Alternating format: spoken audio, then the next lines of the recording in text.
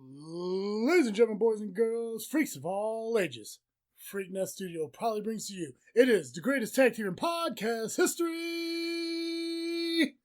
the original Freak Travesty, Mr. 33% Dizzle J. This is Just Freaking Wrestling!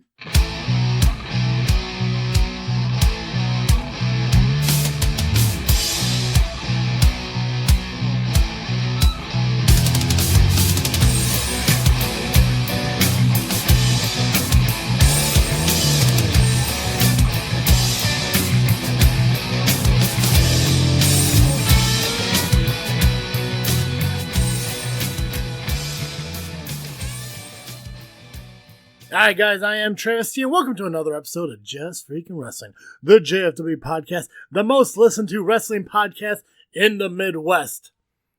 And it's the same podcast that's brought to you every week by Audible.com. If you are just like me and you love to hear a story but you just don't want to read it yourself, Audible is the best place for you. Just go to audibletrial.com/freaknet today and get a 30-day free trial of Audible. That's right, for the first 30 days. You get it for absolutely free. Plus, they give you a little token there that you could use to download your first book. Absolutely free. And all you have to do is go to audibletrial.com/freaknet today and try out Audible. It's on us. Guys, I'm here solo, which I get it. You know, some of you prefer to have Dizzle J here over me. And you know what? Sucks for you. It's just me. But hey, don't worry. I got an awesome show for you tonight. It's so awesome that the SCW fans may like me a little bit more. We'll find out because I am sitting down with Jay Harris, JPH, the former half of Rulers of Wrestling, the current Indiana State champ. I'm excited to do it. I know Dizzle J is going to fucking shit himself when he hears about this, and he was too busy doing whatever he's doing to not be here. But it's totally okay because, guys, this interview is amazing. We're gonna sit down with Jay Harris. We're gonna talk about his career in wrestling, and at only 23 years old, he has achieved so much already in the Midwest independent scene. So, guys, I'm not gonna take any more of your time up. We're gonna go ahead and dive into that here shortly. I just want to remind all you guys to make sure you follow us on Facebook, Instagram, and Twitter at JFW Podcast, and let your friends know who are wrestling fans who haven't found the show yet that they can find us on iTunes, Google Play, Spotify, and Podbean just by searching JFW Podcast. And if you haven't got your merchandise yet, make sure you go to tpublic.com, search JFW, and get all your merch today. All right, guys, let's go ahead. Let's dive into our interview, my interview with JPH. All right, all you SCW fans out there, this is going to be a treat and a privilege just for you guys. I'm sitting down with probably one of the greatest wrestlers in Southland Championship Wrestling, arguably the next top guy in the company, and that is JPH, or formerly known as Jay Harris. So, sir, actually, thank you for sitting down with me, first of all. Thank you. Thank you very much for saying that I'll be one of those guys that's just going to be one of the top guys. I mean, I appreciate that. Thank you very much. I'm very flattered that you actually told me that I'm going to be one of the next top guys. So, thank you very much. I really appreciate that. Absolutely. Obviously, I'm not saying that you currently aren't. I don't want to be taken that way because you do seem obviously fairly new in the company, and maybe that's just from my perspective because I am also fairly new to Southland Championship Wrestling and being around it, and that's kind of like what I wanted to do here today, to sit down with you and really talk about your career, your start in wrestling, and everything from your very beginning all the way up to being the current Indiana State Champion of ARW Pro. So we'll just start at the very beginning. We'll just go back at the very beginning of the Genesis, eh?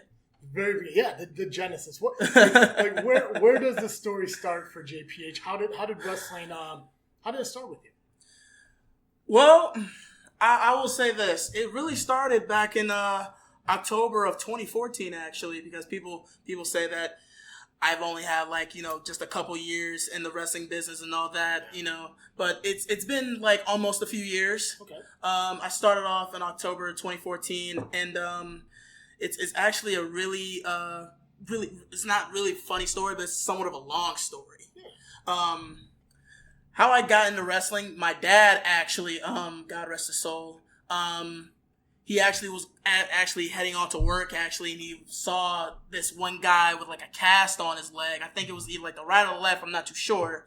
And he just stopped by and asked him, like, hey, man, how'd you, get that cast on you? And he said, hey, it was from wrestling. And he was like, oh, really? And it was like, yeah, for real. It was like, and they were chopping it up and whatnot and wanted to talk about wrestling stuff like that. And he said that my son wanted to be a wrestler. And he said, all right, well, then take him to Dalton, Illinois. That's where he'll be introduced to a guy named Chi-Town T. Okay.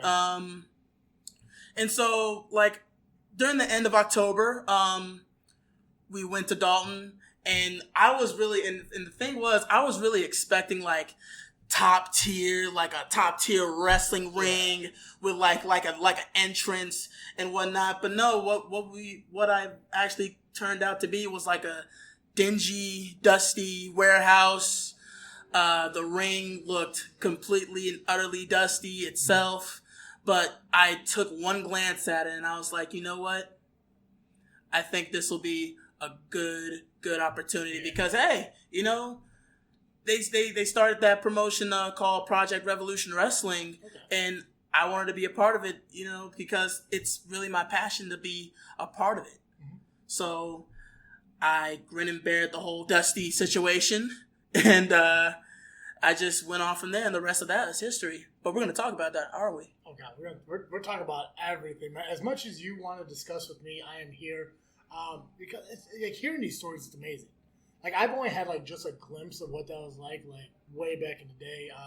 But to hear other people's stories, that's what I love. So, talk a little bit about how the training went with that. I mean, obviously, every wrestling company, different trainers, different programs, stuff like that.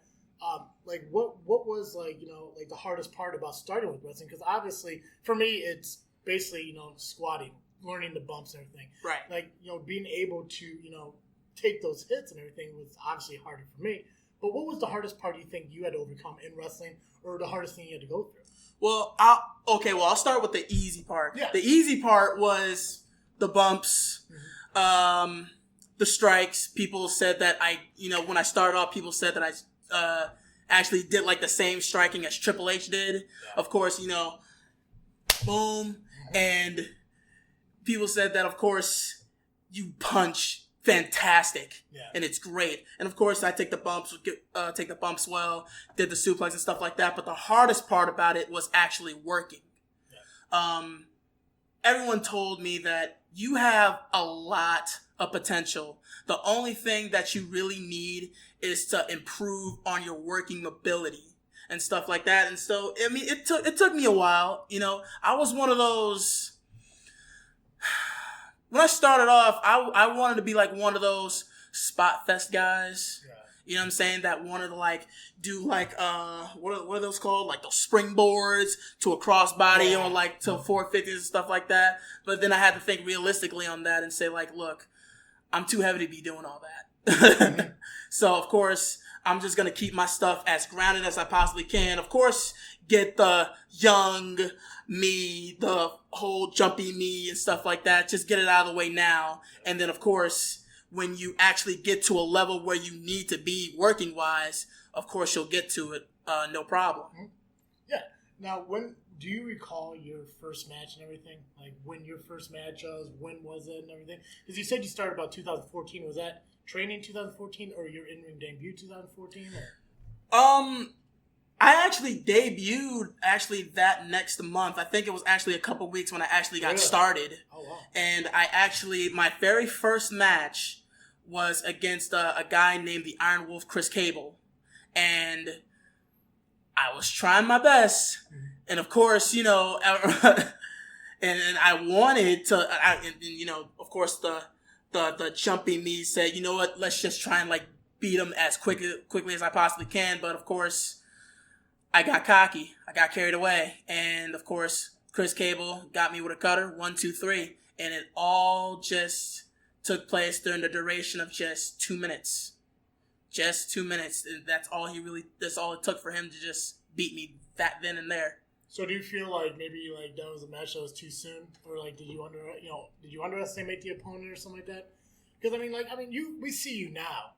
and you're able to have these like 15, 20-minute matches and everything flawlessly. But like you're talking about, losing your first match in 2 minutes. Like, I mean, like was that like kind of a wake up call? Like you realized like where the mistake was on that, or? I realized the mistake was when, I'll say it like this. My mistake, if I can be perfectly honest with you, absolutely, was just my ego. Okay. I'll give it that. It was my ego. I was starting off, I wanted so badly to just be looked at as this type of individual that can just win in his very first match. But of course, didn't happen that way. It didn't happen that way. And of course, here we are, almost 4 years later, doing these 20-some minute matches, finally getting the gist of it. And of course, doing it in a methodical type of way, because I can be doing flips.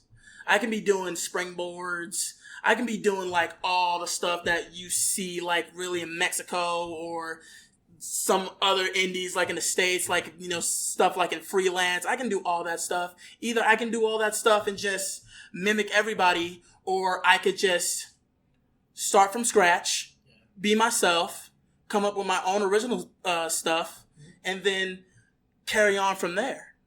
Yeah. Well, because like watching you and me and Jay, we started going to Southland Championship Wrestling.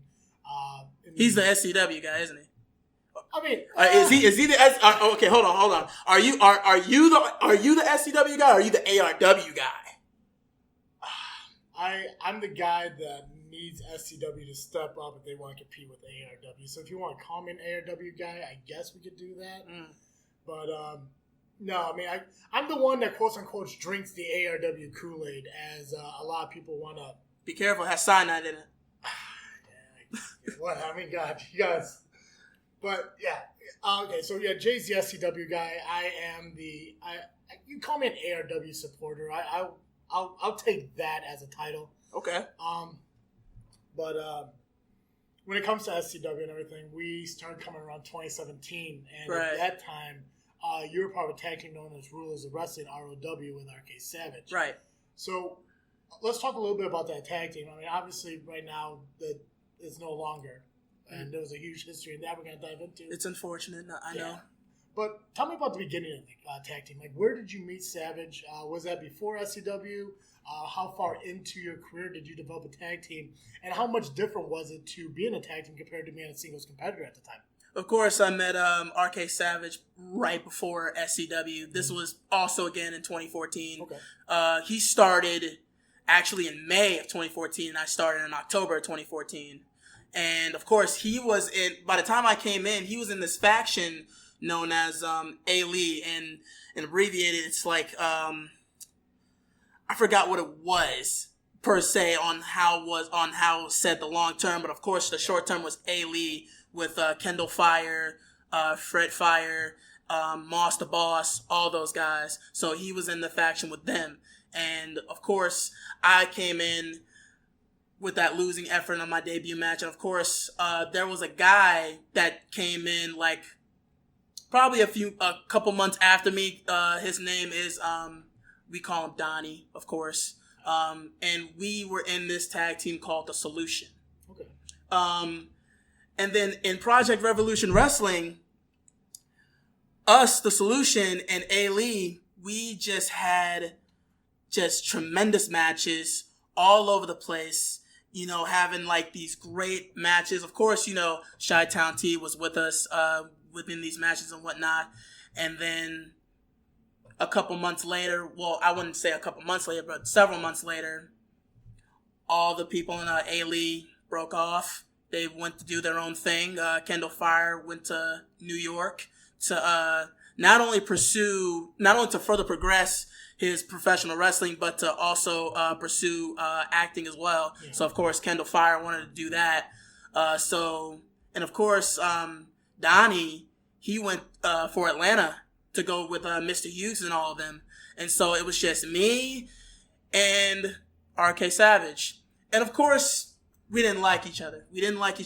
At all. Even at the beginning. Even in the beginning. Wow. So, of course, when I came in, I'm pretty sure he was like, who in the world is this guy? Just upstaging me and just thinking that he's better than me. And of course, I thought the same of him as well. But of course, Chi-Town T in 2015 told us, you know what? I'm going to put you guys in a tag team.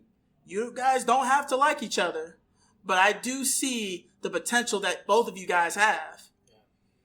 At first, we didn't like it because it was like, I don't know. I wanted to do my own thing. RK Savage, he wanted to do his own thing as well. But at that point, we just said, you know what? Let's just grin and bear it and let's see where it goes. And believe it or not, we became 2-time PRW Tag Team Champions. One of the longest reigning PRW Tag Team Champions in the history of Project Revolution Wrestling. And we just dominated from the Absolution of Darkness with Ryan Shadows and Mike Valentine to other guys like John Francis and his other tag team partner. I forgot what they called themselves. But of course, we just dominated completely and utterly. And then, around the beginning portions of 2017, Chi-Town T told us, hey, I think it might be a really good idea if I sent you to Hunter Payne and have a wrestling match over there here in Southland Championship Wrestling. Of course, us being these young up-and-comers and stuff like that. And already at this point, the camaraderie that me and RK Savage had at that point was just tremendous. So we was like, of course, we'll go to Southland Championship Wrestling. Who we got? Of course, it was the Asylum. It was Ron the Lumberjack, the Lunatic. Of course, they had another person with them as their manager, the Asylum. And it was a long, hard battle, of course. But unfortunately, we didn't get the win. Actually, you can actually see that match on Steve Kenton's YouTube channel, actually. And it has probably around like 500 views. Really? Yeah, really. It has 500 views. And we just kept going. And not only did we try to go like places like, of course, here, but of course we went to Chicago Style Wrestling. We went to Global Pro Wrestling. We tried to take our talents to Wisconsin with Legacy Pro Wrestling. And then, of course, we tried to go like in the Indiana scene with Pro Wrestling King, EHF. And we tried to implement our talents there. I think the farthest we ever went to was in Ohio for MAW, and when we took on the Puerto Rican Wrecking Crew, actually, with a losing effort, but it was for the vacant MAW tag team titles, which of course they won. And kudos to them. So you said now, Rulers of Wrestling, this was a tag team that was running for about 3 years? Yes. 3-4 years. How, I guess like the biggest question I want to know is like how was it different between being an independent singles wrestler to being a tag team? Like, was that transition more difficult because you and Savage really didn't click at the beginning, or did it kind of just gradually flow into like the norm for you? Like how was that transition from single competitor to tag team? From single competitor to tag team, like when me and Donnie split from the Solution and whatnot, I was doing, a couple of singles matches here and there, all in a losing effort. RK Savage, the exact same thing because he was trying to go for the high velocity title in Project Revolution Wrestling, and me, I guess I was just coasting. Yeah. So of course it was just one of those things where you just had to tell yourself, you know what? Maybe this whole tag team stuff for right now might be not only good for me, but also good for RK Savage as well. Good for the both of us.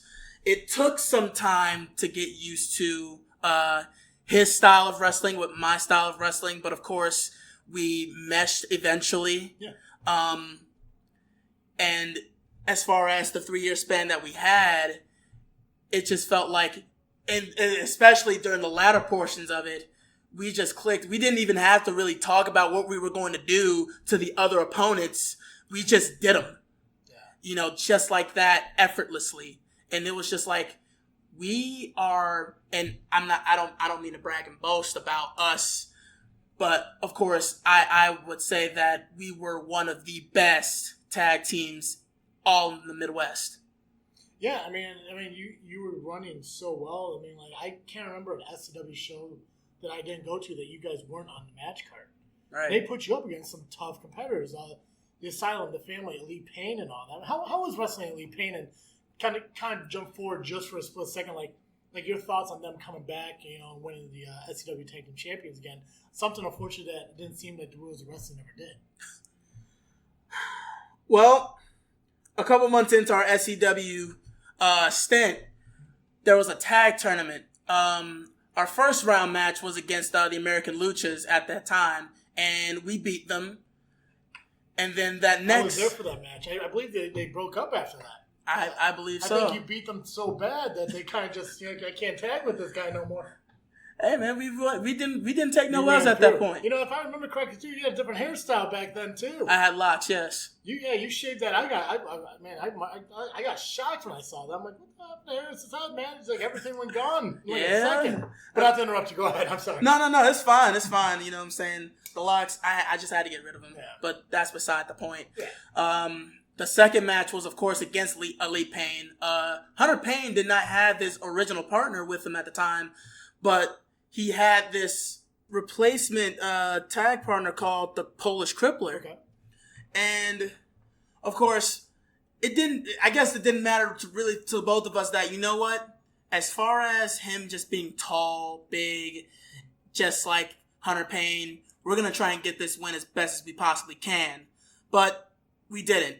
But, of course, beforehand, I wanted to at least, just for that small smidget, get some type of pushback. So, of course, I gave Polish Crippler one of those thingamajiggers. I forgot what they were called. And then I broke his ribs. I broke his ribs on a senton. And I felt happy about it. I felt happy about it. RK Savage felt happy about it. Of course, Hunter Payne didn't feel happy about it, but who cares what Hunter Payne had to say about it, because we wanted to get that W. That's what's important when it comes to wrestling, is coming on top and it's winning. I mean, sometimes there's casualties and sometimes, people get hurt. But you got to do what's best for you as far as not only for yourself, but for a tag team. And it's amazing when you talk about, and nothing against you, but a guy your size to do a senton. But it's like you said, like you don't need to be a high flyer, or a ground and pounder, because you have the ability to do both.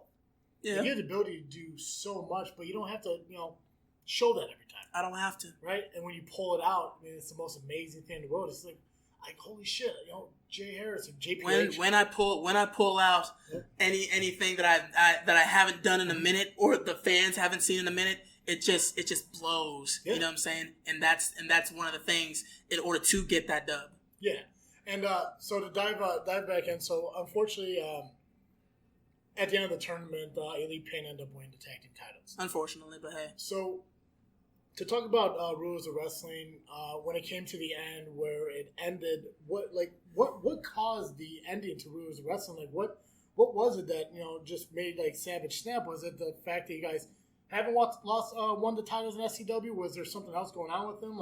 Because that was a big shock to everybody. I will say this. Maybe RK Savage thought that in his mind at the time that he was just the overall better ruler of wrestling in that fold. Maybe I was just like this Marty Jannetty type of individual that just, just goes on, gets beat up all the time, and then he comes in like he's Shawn frickin' Michaels out of nowhere and just wants to do spectacular things. And I've constantly told him, look, we don't have to do spectacular things in order to get a win. We don't have to do that. But of course, RK Savage didn't see it that way. Case in point, he had a singles match with Maverick Cage. And he was trying his best to pull out all these stops and actually moves that I have never seen him do. You know what I'm saying? And we practiced together. We trained together. And there was stuff in that match I didn't know he can do. But unfortunately, he lost. And it's just I told him, and I especially told him in the back right after that. It's look, you don't have to do that. You don't have to do none of that stuff in order to try and get that win. But look, it's over with, and look, let's just focus on the matter at hand and getting those SCW tag titles off of Black Irish. So, of course, it comes around. It comes to it. And this will be the second time we face Black Irish. And, of course, we tried. But, of course, I believe what had happened was a mishap. A mishap that had occurred that I tried to just let go. But for some reason, Savage just snapped. And he hit that hammerlock DDT on me. And in the end, I just told myself, why? Why would he just say screw it and just let me basically get fed by the wolves known as Marshe Rockett and Sean Mulligan? Yeah. And it sucked. I was flabbergasted. I was lost of words. I was crying. And I just couldn't believe a guy who I known from the very start would actually do this. But you know what? Looking back on it, I'm not surprised. I'm not surprised that he did what he did. I mean, of course, if he actually did the exact same thing with A. Lee, I'm pretty sure he would do it at a moment's notice. Yeah. Because their motto is, if it don't make dollars, it don't make sense. And I guess to him, when it came to A. Lee, didn't make dollars, didn't make any sense. And I guess he saw when it came to the rules of wrestling, I wouldn't say that it wouldn't make sense, but it would make sense to branch off on his own. Yeah. Now, obviously, there was a negative that came out of the breakup, and that was, the end of Rulers of Wrestling. But in a positive side, it gave fans like me and SCW a series of probably the best matches we've seen in the company in a long time. Where you guys, I think you guys had a series of 3 matches that culminated in a street fight. I can't remember how long ago it was. But that street fight was probably one of the most intense matches and almost probably the most personal match that I've seen in independent wrestling in years. Mm-hmm. So tell me how it felt to, tell me about the first match you went into having to face your former tag team partner. How difficult was to do something like that? The first time I actually wrestled him at that show back in February. It was back in February, of course. Okay. I knew what he was going to do. He knew what I was going to do. And it was I told myself, you want to know something? I'm going to try and take this thing as slow as I possibly can. And I know he's going to probably take this as slow as he possibly can. So, of course, we're going to try to just mellow this thing out and see where this thing goes. And, of course, there was stuff in that match I didn't know I was going to be doing. But, of course, he's that type of guy. He wants to be that type of guy to do things nobody has ever seen. Yeah. And it didn't matter if it made sense or it didn't. He just wanted his best to just do those things. And you know what? I told myself, if you're going to do it, I'm going to do it too. And and you want to know something? That it was one of the first times that I actually saw Jay Renee actually in that match with him, because of course him, her being his girlfriend and all that, I didn't know that she was going to basically interfere in that match. And our confrontation is an A and B conflict. Yeah. I don't know why she was there in the first place, but she's there. Mm-hmm. So, of course, I unfortunately lose that match. All because of Jay Renee. But, of course, the president at the time, I think it was the Sentinel? I believe that's when he kind of took over, yes. Yeah, the Sentinel. He said, you know what? No. We're not going to do that. We're not going to do it this way. We're not going to have outside interference all because of Jay Renee. No, we're going to have a one-on-one based match. And I told him to set it up. And that's exactly what he did. So the next month, the second time that we actually wrestled, I just said, you know what? I'm just going to fight him. Yeah. I'm just going to fight him. Because why do all this wrestling moves that we know that both of us can pull off, not only on each other, but to others? Mm-hmm. So you say, you know what, screw it. I'm going to fight him. And that's exactly what we did. And when I actually speared him towards the outside of the ring, I felt the joy to finally just, say, good. Because that's exactly what you deserve, is a spear on the outside. But granted, it was a double count out. But I guess he wanted so bad to just get me back at that point. He gave me that power driver on the apron. And yeah, I started having like a little bit of a light head. Because, of course, my father and my mother always tell me that I always have a hard head. So, of course, a hard head makes a soft ass. But when he did that, it made me a little bit stiff. I couldn't move, really. It had to take all of really 4 wrestlers to just try and help me up and carry me out. Yeah. And it sucked. Because when I finally came to, I'm just like, what happened? And then they told me what happened. And then I just got even more pissed. And Hunter told me, look, you just took a pile driver right on the apron. The worst thing you can do right now is to spaz out. Because, of course, you spaz out and you get hit in the head. Of course, you're probably going to get some type of brain damage, and you don't want that. Yeah. And I told myself, you know what? Fine. One of the first times I had finally taken advice from wrestling was from Hunter. And he told me, look, right now, just get some rest. Get some rest. Hell, even take Monday off. You know what I'm saying? Come back Wednesday, refresh, reformed, everything else, and we just train. We train. But of course, RK Savage, for some reason, just kept on running his mouth on how he just did those things, and he was just gloating about it on social media, telling me that I ain't this, I ain't that, I ain't, could I swear? Oh, wait, fuck yeah. That I ain't shit. And and of course, inside, I just had that rage that I had. But of course, I didn't want to show it. And when the Sentinel made the match, an I Quit match, I just told myself, there it goes. I can now finally, without a shadow of a doubt, under no disqualification, can finally take my anger, my frustration, my hostility at that time towards him. And I can finally end this once and for all. Yeah, and I remember me and Jay, we were there for that match and everything, and I believe your mom was there watching the match. Of course. And not to step over boundaries and bring something up, but I do recall there was a moment where Savage was talking directly to your mother, mentioning something about your father. Was that moment that we saw that snap that you kind of just overcame in that match?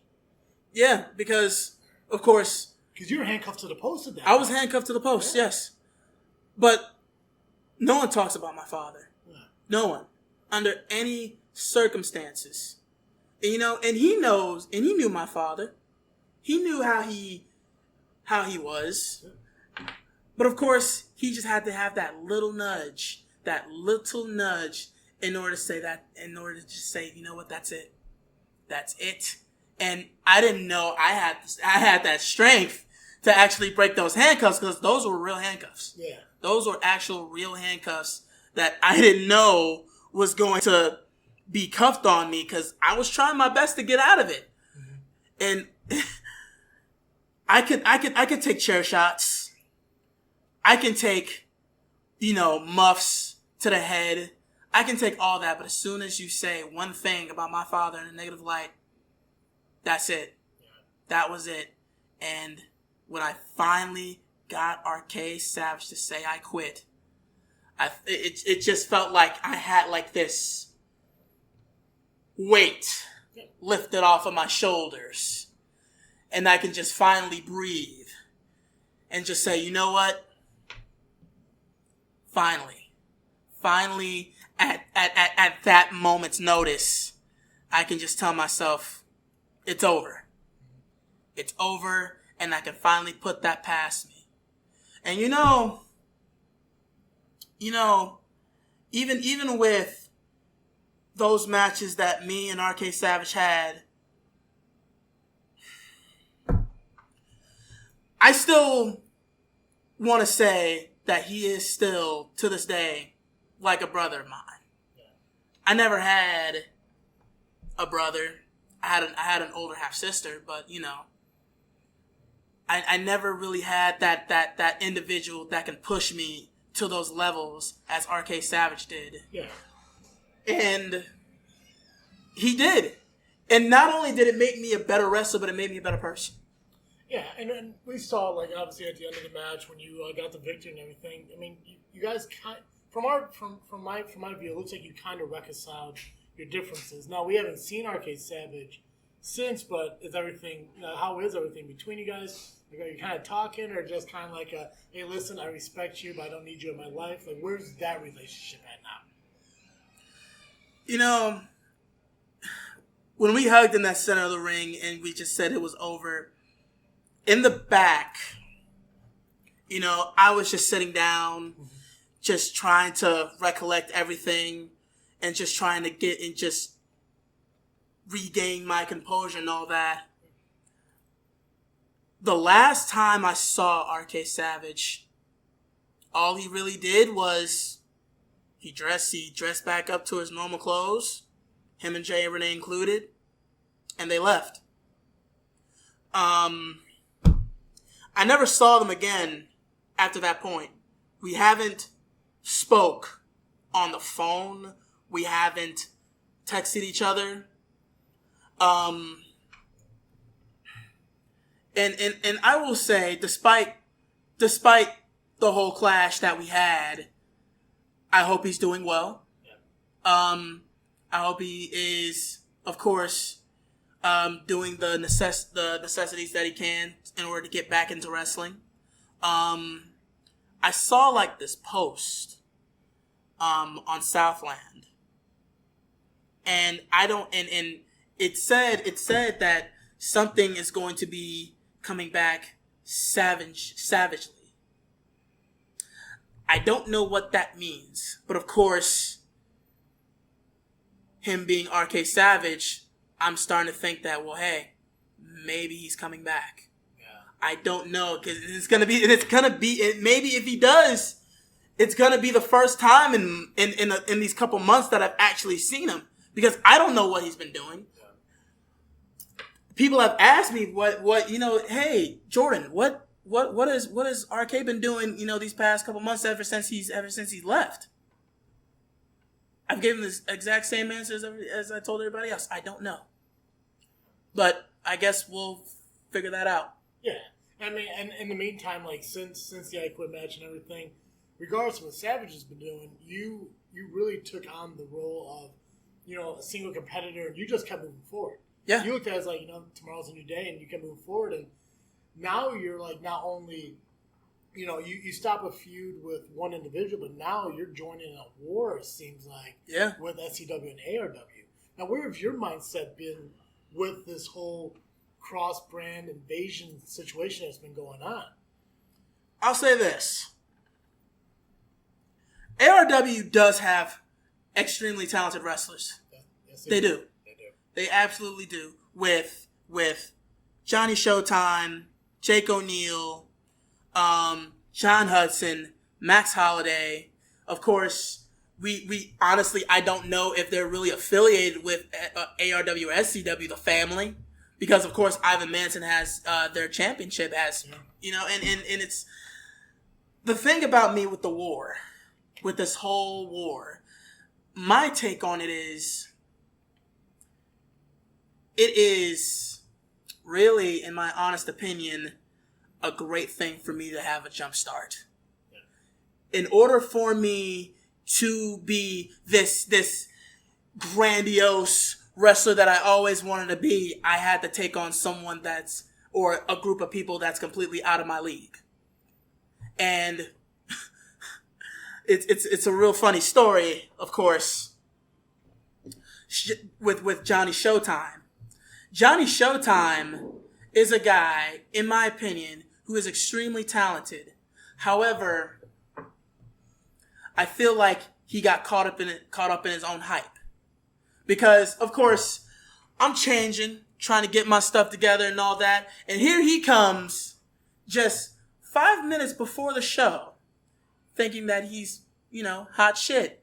You know what I'm saying? And he sees that he's going to have a match with me. And he thought I was going to be like this easy guy. He thought I was going to be like this, really, in all intents and purposes, he thought I was going to be a fuckboy. Really. Just, this guy, whatever. I could just coast by him, no problem. But it wasn't. I showed him that you're not taking on a guy that can just be easily beaten. No, you're taking on one of the up-and-coming wrestlers in Southland today. Yeah, absolutely. And, of course, I beat him. And he was flabbergasted. Very flabbergasted. He was in the back screaming and hollering, "Oh, I can't believe this guy by the name of Jay Harris," at the time, just beat me. It's like, yeah, I did. And I can beat everybody. In my opinion, I think I can beat anybody else in ARW. The second match that I had with Jake O'Neal. I mean, of course, he's, one of those guys that comes here and there and whatnot. But hey, he also thought that I was just going to be this easy coast. No, I was not. I mean, granted, I had to work a little harder than the Johnny Showtime match. But of course, I ended up getting the win. I'm pretty sure people will say under by some controversy, because of course Maverick Cage was there, and of course who's that other guy with the hat, with the gray beard and the long hair? I forgot his name, but he was a nuisance in my opinion as well. Yeah, off the top of my head, I can't remember who you're talking about, but I know who you're talking about. Of course, but of course, I managed to get the win. Yeah. Didn't matter how controversial it was. Mm-hmm. It's in the history books. I got the win. Yeah, it's smart. A win is a win, and as we say in JFW, that's the important thing, yeah. Yeah, and then when it came down to the Indiana State title. Yeah, that's something I definitely need to know. Because, granted, you are the Indiana State champion, mm-hmm. and it was a hard-fought match up until the end, but it was a questionable finish when it came to... How questionable? Like describe this. I want to listen to this. Like almost like Montreal Screwjob, Bret Hart, Shawn Michaels kind of thing, man. Because it looked like you had him in the figure four. It looks like he was getting to the ropes, but the bell was called, and I don't remember or recall him giving up or tapping out. Like, so, I mean, could you explain that more? Like, what exactly happened? Is that something you were involved in? Because, I mean, great wrestler, Southland Championship Wrestling, but I've noticed in the last few of your matches, it's kind of been questionable finishes. Questionable. So what are you saying? So what are you saying? I'll give you a couple examples, and again, okay. And you could maybe kind of correct me if I'm looking at things wrong. You won the Indiana State Championship. It looks like the ref called for the bell, even though there was no tap or giving up happening at that time. You wrestled, I can't remember the ARW show, but it was like during like the downtown festival they had, where you brought a coconut drink into the ring and knocked your opponent out intentionally, getting disqualified. Okay.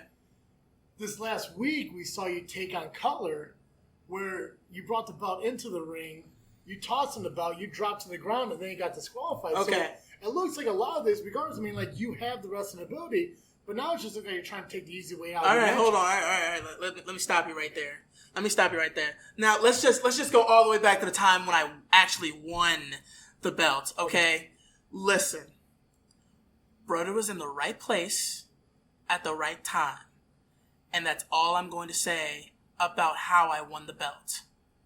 Now, when it comes to the second time that I wrestled Dave Allen, look. He snatched the belt out of my hands. I didn't know if he was going to use it or not, because, of course, he brought this coconut, this stupid freaking coconut that he brought off on, like, some type of, like, fan or whatever the case may be. He wanted to drink it and whatnot, and he just happened to just put it up. And I didn't know if he was going to use that, so I said, you know what, screw it. If he's going to use a foreign object, then I'm going to use my belt. And, of course, I tried to hit him. He ducks. He tries to snatch the belt away from me. My belt that I won. I don't care if it was very controversial or not. I don't care about that. All I know is I won that belt, so that declares my belt is mine. Well, yeah, but I mean, yeah, I admit that victory kind of has an asterisk against it now because it was a questionable thing. And you kind of went along with it, man. I mean, even if Brody did something he wasn't supposed to do and screw Allen out of his title. No, Brody did exactly what he was supposed to do. All he had to do was just make sure if he verbally gave up or not. And it looked like in his face when he was trying to inch up towards the rope, it looked like he was getting ready to give up. So in that moment's notice, Brody called for the bell. Okay. I mean, I can't argue with him, man, because, I mean, like, you got to believe what you have to believe. It's just from my perspective of what I saw and what I think pretty much everyone else did. And you know what? That is your perspective and your perspective alone. And you want to know what I also call perspective on that? I call perspectives opinions. And hey, that is your opinion to think that. But my fact, my reality is that I won the match. I win the belt. Dave Allen can go cry to his flawless family, whatever the case may be. It doesn't matter to me. All I know is I won. Gotcha. That's right. You did win. You are the Indiana State Champion. Now, being that, you know, I'm still learning about your history and everything in wrestling, is the Indiana State Championship your first singles title that you've held? Yeah. Is it? It is. Now, how does that feel? Like, how does it feel to have a title that you won on your own? It feels pretty good, actually. It feels pretty good. Out of the years that I've been in this wrestling thing, and people say that, oh, I'm this, you know, this. It's funny because people tell me all the time that at this age that I'm in, you know, being 23 and just having all of these good matches and all this stuff, people say that I'm gonna be this legend one day, and now in this vet, and I'm just like saying, even when 5 years comes down the road, I'm not even gonna declare myself as a vet. However, when it came down to just all the stuff that I see and all the stuff that people tell me, it's very flattering. It is. It's very flattering, you know, but at the end of the day, I really don't care about their opinions because that's their opinions. Yeah. No, and you know, at 23 years old, you do have a long career ahead of you. And being, yes, Indiana State Champion is a good starting point. Mm-hmm. With that being said, as a starting point and everything, we saw this past week Holiday taking the S2.E31 Heavyweight Championship from Maverick Cage. Now, don't get me started with that Bruiser Brody-esque guy. No. Right? I mean, it's kind of cool, though, right? I mean, like, he fractured his foot and still beat your champion.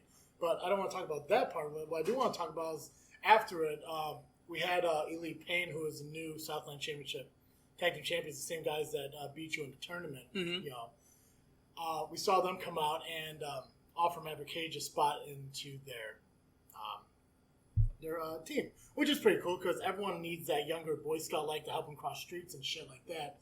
But it looks like now we have an opening and a possible contender needed for Holiday. Now, is the SCW Championship something you're looking to maybe achieve now, or is this more of like down the road you want to embrace the fact that you are Indiana State Champion and you want to ride that wave as long as you can? I'll say this.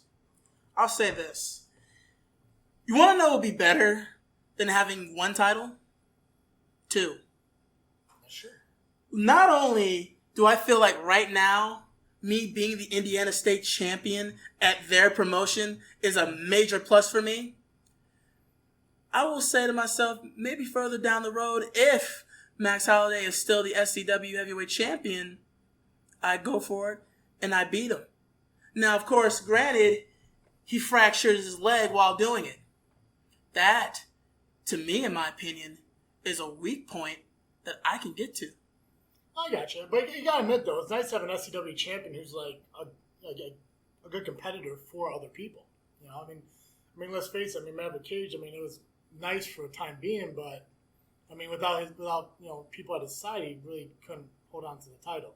Hey, that's your opinion. That's your opinion on that, and you know what? You're entitled to it. Yeah. You're entitled to that opinion. Do I think that Maverick Cage was a good Southland Championship Wrestling heavyweight champion? Yeah. Was he great? No. I'll say that. I'll probably tell him to his face about that. Were you a great champion? The answer is no. Were you good? Yeah. Could anybody be, could Max Holiday be a great champion? 9 times out of 10, I would probably say no too.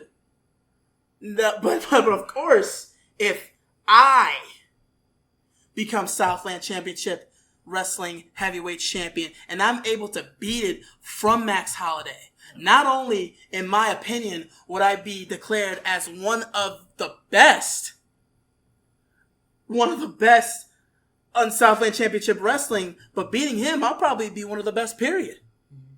I probably would be one of the best, period. And hell, with both titles on me, hell, I'll probably look like, an old black Conor McGregor out here strutting around with both titles. You know what I'm saying? Probably playing Hypnotized by Notorious B.I.G., just coming in, all the woodwork and all that. You know what I'm saying? It doesn't matter. It doesn't matter whether he's the champ or John Hudson could be the champ or Maverick Cage could be a 3-time champ or who knows. Maybe Ivan Manson can once again be champ. I don't know, and to be honest with you, I don't care. Yeah. Well, it kind of seems like you're open and able to face anyone who steps in your way, regardless if they're SCW or ARW. Of course. So, to kind of talk a little bit about it, because it's no secret that there's been issues between me and fellow SCW wrestler Hunter Payne over the last few months because you guys got like some bad blood going on or something. No, he just doesn't take criticism well, and I think his aggression gets out at because when people get to a certain age and everything, obviously they allow their emotions to get to them a lot. But if you remember from the I don't know if you ever read some of the things that we posted on Facebook about kind of our conversation or his outrageous interview we did a couple weeks ago where he kind of just went a little bit overboard. He mentioned that SCW will overcome ARW because he has an army. That's true. Do you believe SCW has that army? That's true. Yes, I could completely believe that. Not only am I a part of that army, I'm not only in Maverick Cage part of that army. You got guys like James Creed, Max Blaylock, Sheik, the Arabian Sheik, of course. You have the Amazon. I'm not sure if Moxie Molly really is in that full, but of course we'll get to it when that time comes. I interviewed her, and I'm not gonna lie. Out of all the interviews I did last time I was here, she was the most terrifying. And yeah, I interviewed. She probably had all that paint just to probably make you intimidated. But it was scary as fuck, man. I mean, I won't lie. But so you do have a feeling that SCW has the ability to overcome ARW because it's like I tried to explain to Hunter before he went on his little tirade. ARW has some pretty big guys such as Machine, BOW, Holiday, who is the current SCW heavyweight champion. They have the tag team champions with Mr. 3% and Excalibur. I mean, they have competition outside of who knows what's going on with the family and everything. It's like, I mean, a lot of SCW are younger talent who's still trying to build themselves in the company. Not unlike yourself. I mean, you're still kind of new to the business compared to the guys who have the 20 years experience. Do you see it? Do you see the youth as a problem? I think the youth could benefit, but without having the experience in the business, I think that can affect you guys. Now, granted, yes, you do have the 30, 40 years that Hunter brings with him and everything, but, I mean, how can you compete with guys who have such a longevity in the ring compared to guys who have 3, 4, 5 years? I'll say this. When it comes to those guys in ARW, yeah, they might got the experience with it, but I look at it as half of those guys are old. They're just washed up probably. They probably just don't know that they have it in themselves anymore. And that's one of the reasons why Hunter Payne chose us, the youth, and not only the youth, but the ability to learn. The ones that Hunter Payne picks up with me, Max Blaylock, James Creed, all those guys, when it comes to hell, put us in a let's put us in a position where you have Hunter Payne, me, Blaylock, Creed, and let's say Maverick Cage, and you put us in like a Survivor Series style tag match with Hudson, Holiday, if you want BOW, Excalibur, and let's say Johnny Showtime and BOW. I think that, in my opinion, we can wipe the floor off of them. We can. And you believe that? I do believe that. I mean, it's nice to have dreams and hopes and stuff, yeah. It's nice to have dreams and hope as well, but when you can turn those into realities, it just means so much more. I want to agree with you because, like I said at the beginning of this interview, you are like one of the top guys in independence I love watching. If it's Rules of Wrestling, if it's Jay Harris or now known as JPH. And real quick, like what's with the name change? Like why alter what you go by now? I think that the whole Jay Harris and JJ Harris, or when I started off, I was known as Jason Harris. Mm-hmm. But personally, those were names that was given to me. Yeah. I didn't choose those names. Those names were completely and utterly given to me either by Chi-Town T or by others. Yeah. The reason why I chose JPH, or in long terms, Jordan Pegues Harrison, is because I want, as a person, to carry the Pegues Harrison name. Yeah. Because, of course, my mother being a Pegues and my father being a Harrison, I wanted to combine those two and be like, you know what? The Pegues Harrison name can mean so much more than what it is now. Yeah. And me doing what I'm doing, I'm able to transcend the Pegues Harrison name further. So just in case, who knows, if I end up having a dynasty in the future, like the Harts or the Von Erichs, then that's something that I would want to do. That was something that I want to have. Of course, granted, I don't want to have the unfortunate circumstances that the Von Erichs and the Harts have had, but that time will come. Yeah. So JPH is kind of like a rebirth. Yeah. It's kind of like a re-beginning. So you sit there and think like, here is JPH, the Indiana State Champion, and completely forget about Jay Harris, who screwed down the title, who got kicked out of Rules of Wrestling by RK Savage and all that. And that's pretty cool to think about. So it's Jay Harris who did all those messed up things and got betrayed on. But JPH is the new guy. It's the new guy. He is, I would say, a phoenix. I'll say that. And more importantly, this journey that I'm on, as far as no matter what name I'm on, but of course I'm gonna keep the JPH name, and I call this journey an odyssey, because this odyssey that I'm on is going to be completely eventful. It's going to be memorable, and it's not really about, in my opinion, about the destination, but more about the journey. Yeah.